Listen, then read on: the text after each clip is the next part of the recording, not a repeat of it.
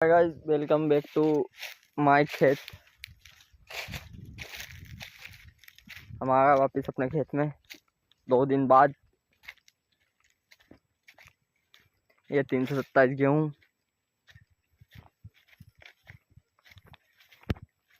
ये गेहूँ तो पूरे आ चुके हैं। ये 327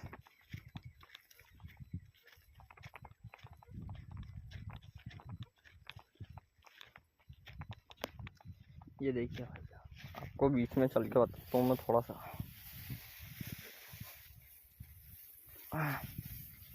गेहूँ ये जैसा लगा वो बहुत मतलब इतनी हाइट है, छाती छाती अपने। ये देखिए बहुत गजब का गेहूँ लगा है भाई साहब।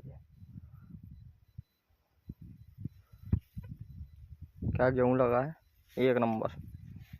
बाली भी एक नंबर निकाली है इसने। क्या गेहूँ गजब का, लाजवाब।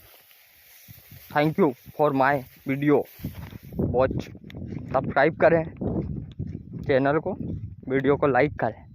धन्यवाद।